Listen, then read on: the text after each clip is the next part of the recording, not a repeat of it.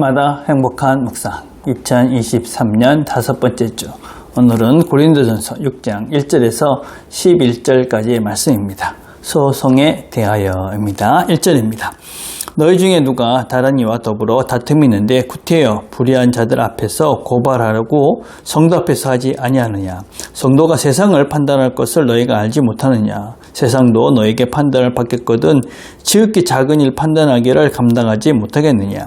우리가 천사를 판단하는 것을 너희가 알지 못하느냐. 그러하거든 하물며 세상 일이야. 그런즉 너희가 세상 사건이 있을 때에 교회에서 경히 여김을 받는 자들을 세우느냐. 내가 너희를 부끄럽게 하려 하여 이 말을 하노니 너희 가운데 그 형제 간의 일을 판단할 만한 지혜 있는 자가 이같이 하나도 없느냐. 형제가 형제와 더불어 고발할 뿐더러 믿지 않은 자들 앞에서 하느냐. 너희가 피차 고발함으로 너희 가운데 이미 뚜렷한 허물이 있나니 차라리 불의를 당하는 것이 낫지 아니하며 차라리 속는 것이 낫지 아니하냐. 너희는 불의를 행하고 속이는구나. 그는 너희 형제로다. 불의한 자가 하나님의 나라를 유업으로 받지 못할 줄을 알지 못하느냐. 미혹을 받지 말라. 음행하는 자나 옥상 숭배하는 자나 간음하는 자나 탐색하는 자나 남색하는 자나 도적이나 탐욕을 부리는 자나 술 취하는 자나 모욕하는 자나 속여 빼앗는 자들은 하나님의 나라를 유업으로 받지 못하느니라. 너희 중에 이와 같은 자들이 있더니 주 예수 그리스도의 이름과 우리 하나님의 성령 안에서 씻음과 거룩함과 유롭다 하심을 받았느니라. 아멘.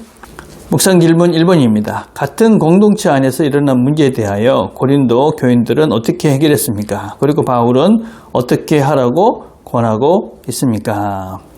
자, 같은 공동체, 그러니까 고린도 교회 내에 분쟁이 있었습니다. 그런데 그 분쟁이 생기고 문제가 생기니까 그걸 가지고 세상 법정에 가가지고 그 세상 법정에 그런 재판을 받은 것입니다.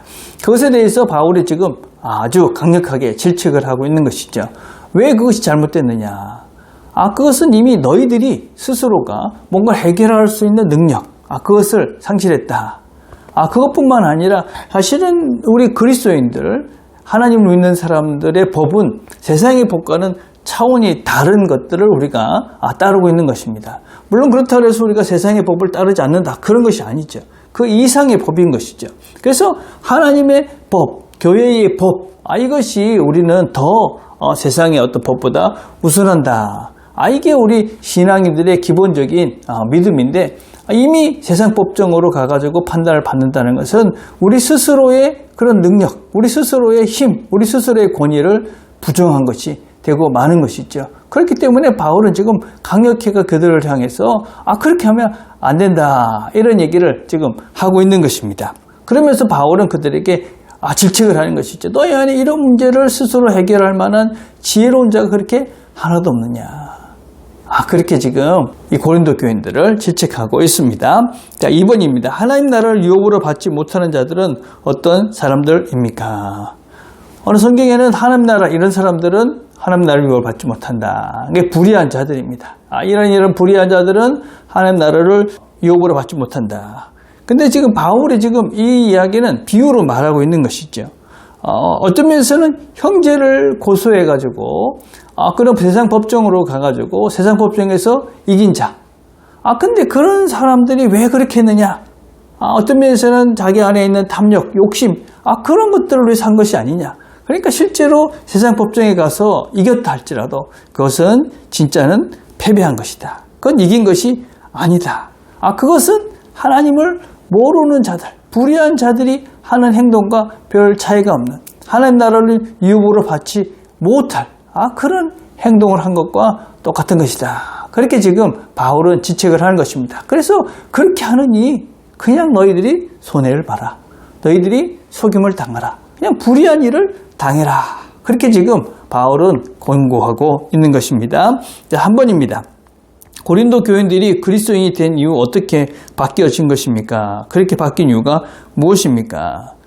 고린도 교인들이 그 전에 어떤 상태였는지를 쭉 설명합니다. 우상 숭배하고 도둑질하고 탐욕하고 방탕하고 거짓말하고 이런 죄인, 아주 불의한 자들이었습니다. 그런데 예수 그리스도의 이름으로 그들이 씻음을 받고 거룩하게 되고 의로운 존재가 되었습니다.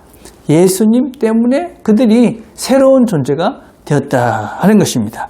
그분이 대신해서 우리의 죄를 다 짊어지셨기 때문에, 우리를 위해서 기꺼이 자신을 내어주셨기 때문에 우리가 하나님의 거룩한 존재, 의로운 존재, 죄 씻음을 받을 수가 있었다. 그러니 너희들도 그런 삶을 살아야 된다. 지금 그렇게 얘기를 하고 있는 것입니다. 예수님을 본받아서 너희들도 기꺼이 희생하고 낮아지고 너희 것들을 내어주는 그런 삶을 살아야 된다. 그렇게 지금 이야기를 하고 있는 것입니다. 현실 속에서 참으로 어려운 일입니다. 쉽지 않습니다. 내 걸 전해보는데 형제니까 그래 그럴 수도 있지 하고 내 것들을 다 내어주고 그렇게 희생할 수 있는, 손해를 기꺼이 감당할 수 있는 그런 존재, 만만한 일은 아닙니다. 그러나 우리가 명심해야 될 것은 우리가 가야 할 길인 것이죠.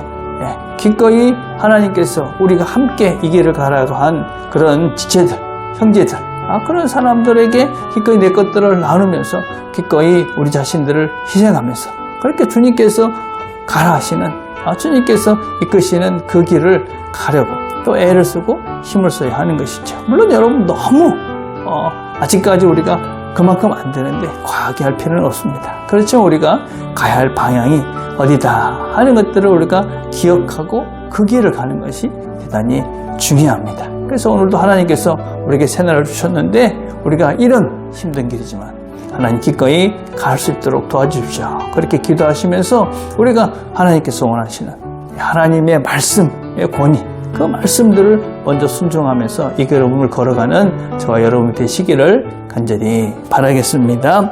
오늘 우리가 함께 드릴 기도는 사랑과 관용의 그리스도인이 되도록 기도했으면 좋겠습니다. 우리가 사랑하면서 우리를 내어주면서 넉넉한 그런 하루가 될 수 있도록 기도했으면 좋겠습니다. 기도하겠습니다. 하나님 아버지 감사합니다. 오늘도 함께 말씀을 나눴습니다. 주께서 우리에게 원하시는 길들이 만만치 않지만 오늘도 다시 말씀을 듣고 그 길을 가보려 합니다. 우리를 도우셔서 기꺼이 주께서 원하시는 것들을 선택하며 이 하루를 살아갈 수 있도록 은혜를 베풀어 주시옵소서. 예수님의 이름으로 기도드립니다. 아멘.